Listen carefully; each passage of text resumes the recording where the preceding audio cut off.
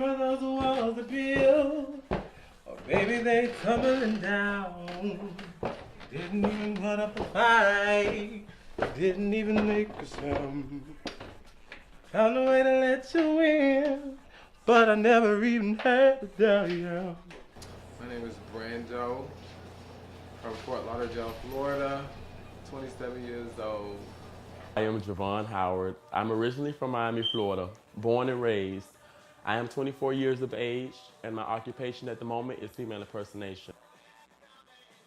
I've been dressing, as a matter of fact, we're gonna name the makeup, we're gonna name it, and it's called Brandomania. And I've been doing Brandomania for about 5 years now.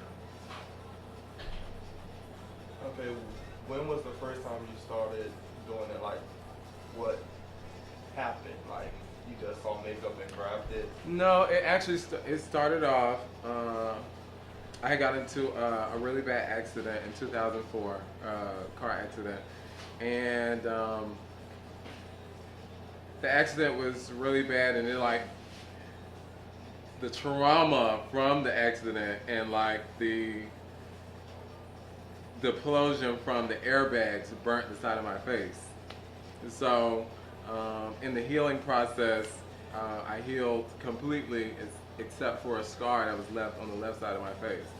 And the scar on the side of my face kind of put me in a depression. It put me in a state where I didn't believe that I could be seen in public. I felt like it was my face, it was destroyed, I can't do anything, I can't be anywhere. It like completely shot my confidence. So my mom introduced me to Fashion Fair, which is a makeup brand.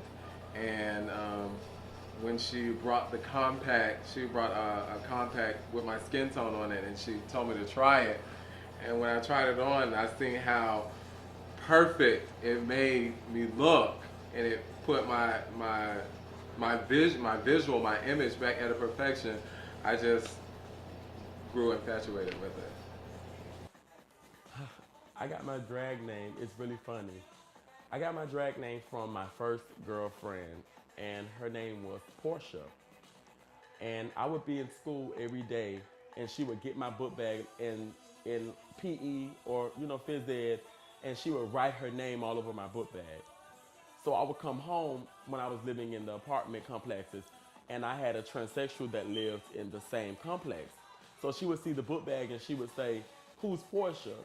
But at the time, I wasn't out, but she kind of sensed probably that I, had interest to guys. So she'd be like, "Portia's your name." And I'd be like, "Portia's not my name." So she would always say, "No, you're Portia, you're Portia." So she got to the point where she started calling me Portia when she saw me. And it got me really annoyed so bad. But eventually, years later, when I came out, I did the Turnabout show, and that was my name. So I used the name Portia. Chambers came from one of my good friends. She passed away. Her last name was Chambers. So I just took the last name, and I wanted to live on in female impersonation. So I lived through, I let Chambers live through me. Who inspired me to doing drag? It would definitely be JD Mon. JD Mon was like so amazing. I just, I hate that she's not here with us anymore, but JD Mon definitely inspired me to doing drag because she was a perfectionist. And no matter what, if she didn't have the financial means, if she didn't have the support from the public, she still made it happen. So I mean, she inspired me because watching her and never having a desire to do drag, but watching her push forward to anything that she ever aspired to be, it made me want to like go full out. So when I did decide that drag was my choice, she was my biggest inspiration for everything in that nature. My childhood was really good, actually. Grew up in the best neighborhoods, went to the best schools. Really never had to do a lot of struggling because my mom, she provided. She's a single parent. She did a lot for her 4 kids who she didn't have help with raising. So we had a great childhood. I don't regret anything. So your father was never present in your life as you grew up? No, I didn't meet my father until I was about 22 years old. At times do you feel like you act out or that's a part of you being gay because your father was never there? Well, gay is a choice. It doesn't have anything to do with. It doesn't have anything to do. Well, I believe it can play a part in the actual the coming into a realization that you are homosexual, but I don't think it is the reason why. It is not the reason why. Well, my family feels that I am the best in this art form. I mean, everybody's gonna have their different opinions about you. And I had to come to the realization of that, but my family loves it. My family loves it, they support it. Well, for the family that I do have here with me, my mom lives in Miami. My sisters live in Miami. My father, I honestly don't even remember what my father looks like. My father left my mother and us kids when I was very young. So I honestly have not seen him in a very long time.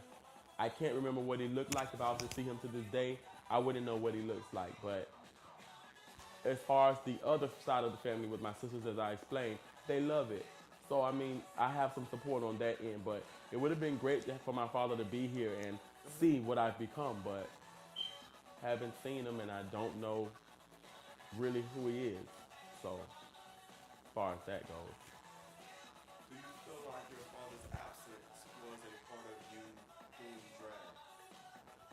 I feel that my father's absence was a part of me doing drag, but it wasn't the main source of me doing drag.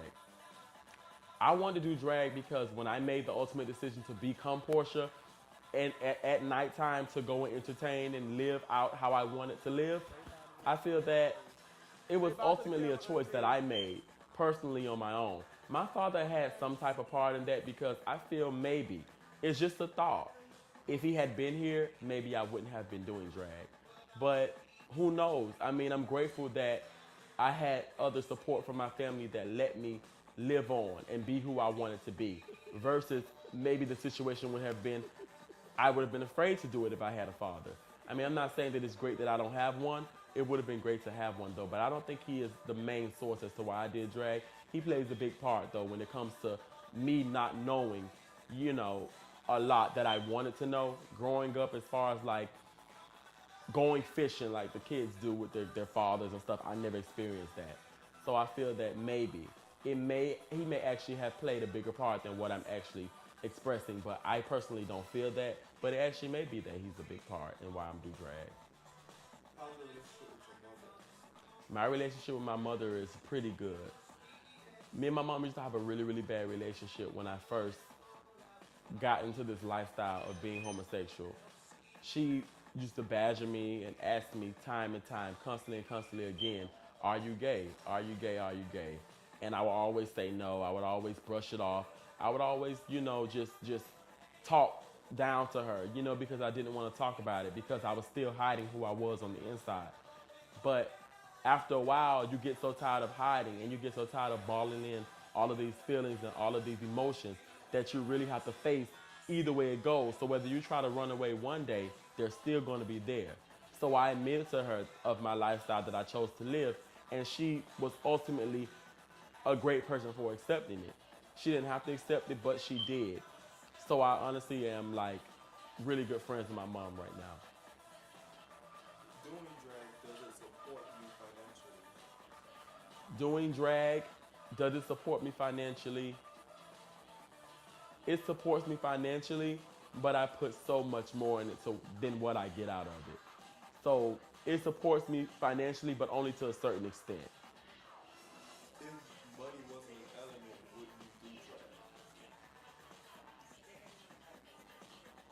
Yes, if money definitely wasn't an element, I would definitely do drag because I love the art form. I love how beautiful the art form is. I mean, it's nothing that's really negative about the art form. It's somebody that you can actually turn into. It's the alter ego that you create. So someone that you create, someone that you could actually become so many different artists, so many different characters. And I feel that if money was not the prime source, I would still do drag because I've actually made it to where I love it. Have you ever received ridicule from your community or your peers for doing drag? Yes, I have definitely received ridicule from my peers for doing drag. A lot of people in this lifestyle, they don't understand it. A lot of people don't want to understand it. A lot of people are closed-minded and ignorant-minded to it. A lot of people don't want to know because they want to block out the fact that you're in women's clothing. It's so much more to that, though. Everybody wants to say, oh, you're dressed like a woman or you're a cross-dresser. There's a total difference from what I aspire to be. I don't want to be looked at as a cross-dresser. I don't want to be looked at as a freak. I don't want to be looked at as just a nobody. I want to be someone that is looked at as and respected, like RuPaul. I want to be looked at like that, to where if you don't understand it and if you don't want to accept it, you really ultimately have no choice, because I am somebody great. I am somebody that's worldwide, that's nationally known everywhere. So I mean, yeah, I have been ridiculed a lot. I mean, I've been talked down to, I've been looked at really, really funny. But all in all, when you try to build this character and you try to become this other person that's who your alter ego is, it really doesn't matter anymore, because that's what helps you to deal with it and get through the day, basically, when you're ridiculed for it. Basically, I want to say the purpose for and the mission of my visual is to show people that there is the true person is on the inside.